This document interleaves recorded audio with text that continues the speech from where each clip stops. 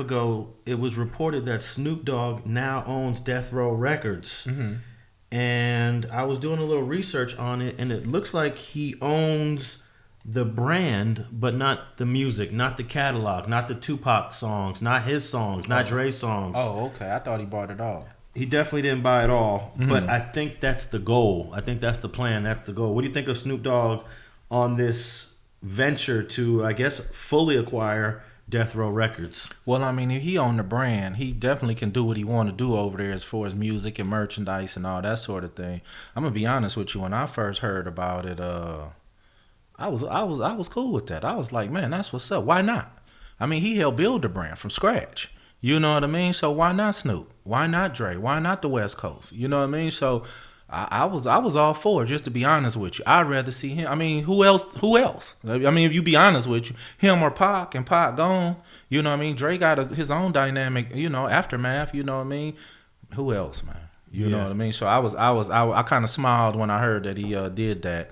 You know, that's what's up. Well, according to Variety magazine, they say that terms of the transaction were not disclosed, but Snoop's acquisition of the Death Row brand is the first part of a transaction that is expected to see him also acquire some of the label's music rights. Some of the label's music rights in the future.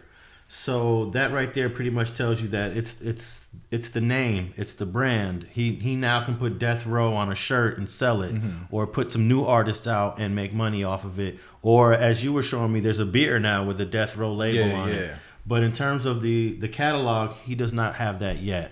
Yeah, but let me tell you this, Alex. I think it's rappers out there fighting, not even just rappers, artists, period, out there fighting for Snoop to sign him. I really think, without his old catalog, without the catalog, I think he can turn this into like a major record label. You know what I mean? I mean, and I think he will. I mean, everybody want to come rap for Snoop, be on his label. They feel he a fair dude. You know what I mean? So I got it blowing up. I got it really, to be honest with you. I mean, Dre is not putting out music like that no more. So, man, I think he might become one of the biggest record labels around, to be honest with you. Well, the first thing he's got to do if he wants to do this with music, he's got to find some talent. He needs to find some artists. Yeah, but that's the hardest thing to do. But they don't have to be artists from scratch. You could take a platinum selling artist right now that's not signed to another label and sign him, and take flight from there. Mozzie just signed with who was that, Yo Gotti or somebody? Yeah, you know what I mean. And before that, Snoop might have grabbed it. If Snoop had this, Snoop might, hey Mozzie, come on Death Row. You know what I mean? Mozzie a platinum selling guy. So it don't have to be a from scratch artist. Even though I know that's probably one of the goals. You know what I mean? For somebody to be like Snoop, his first record label, and take flight from there. But he don't have to get new talent in order to make that label successful.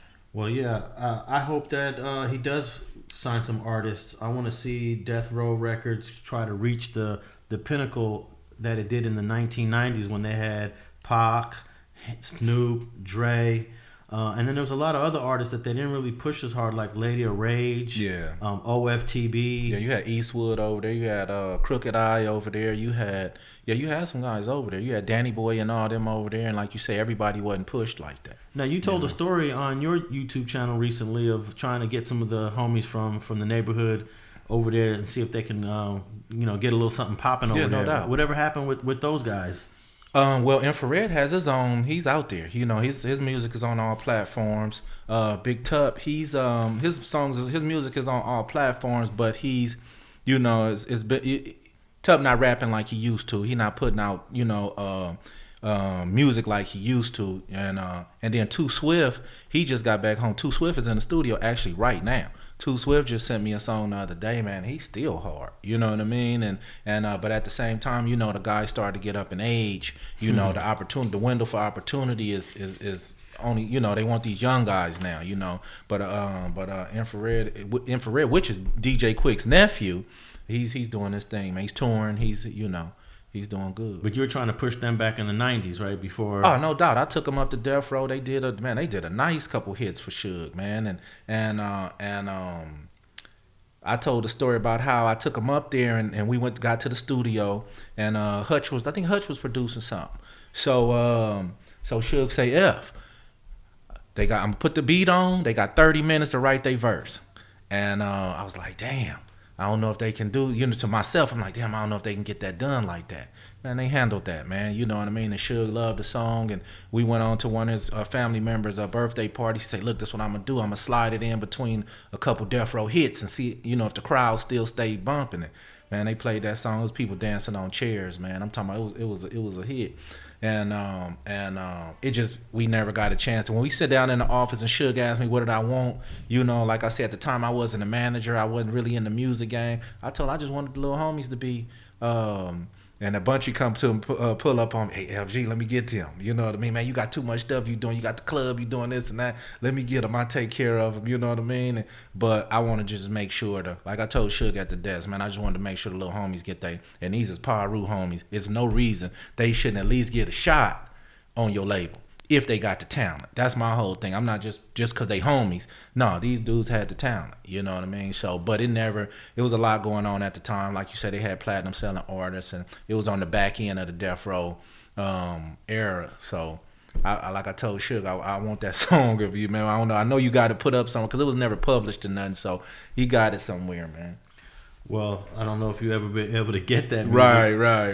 He's in the middle of serving 27 years now. Yeah, he's a little tied up. Yeah, he's tied up right now. Yeah. Was these homies a group or were they separate solo artists? Well, the thing about it, I took them down there as not so much as a group. Cause say if he would have liked one and didn't like the other two, or say if he would have liked two and not like the other one, homie, I brought y'all up here. Y'all got y'all shot. This who he wanted, But the other homie will feature you when he get a chance. Or put you on a song with him so you can get some exposure. And, that was the conversation that was had. Everybody might not make it, but eventually you can get on a song with the dude and get you a little exposure and keep on pushing from your angle. You know what I mean? So all three of them are still doing their thing. All of them still rapping. Yeah. Oh, okay. Well, yeah. Maybe they can still get on Death Row now. Well, Infrared and Snoop is tight. Super tight to the point to where Infrared opened up for Snoop on plenty of occasions. You know what I mean? He and Snoop videos, and so Infrared may just get a shot over there. So if you ever hear the name Infrared, that's the homie from Treetop. He's a good little homie, man. Okay. I was always thinking about this purchase in the context of Harry O, because it's believed, and I believe that he was very instrumental in the success of Death Row in the early years, even though he was in prison at the time. Right. He's free now. Yeah, no, Harry O out on the street doing his thing. He a businessman, always been one. So it don't surprise me that Harry O making moves, I don't know exactly what he got going, but I know Harry O he definitely gonna make some moves. That's just in his nature. Now he got sentenced. He was doing time in the state, but then he went straight to the feds. During the time when I think you were in the feds. Did you guys ever cross paths? No, I didn't cross Harry O. I ran across the homies. Man, I was up there with Harry O, or I was here and there. And people would be surprised how small that federal community is from coast to coast. Like I say, you can't hide, you can't get away. People are going to know where you at. You know what I mean? So it's more or less like when people hit the yard, you finna get all of whoever was at that last yard, So, but I had a few homies that ran into Harry O. Now, about a year or two ago, the Death Row catalog was sold it was sold as a part of a $600 million deal, which is owned by Hasbro. Mm-hmm. And let's see here. It says here, according to a report, LA-based label Death Row Records, which is owned by Hasbro, may be sold as part of a sale of the label's umbrella company, Entertainment One. Now, this was over a year ago, and this deal was a $600 million deal. Dang. So I know Snoop got money, but I don't know how much money he got for that, Right. But from what my understanding was they bought a block of companies, and the company they really wanted came with all the rest of these companies attached to it. So they start offloading some of the other companies, and to me seemed like it was inevitable that they was going to do the same with Death Row. Yeah, definitely. Death Row, in this deal, Death Row was a part of other companies, but I don't know how. Well, actually, it says here the Death Row part may be worth $18 million, but it's real complicated. But the whole Hasbro purchase, $4 billion. Yeah. $4 billion. Yeah.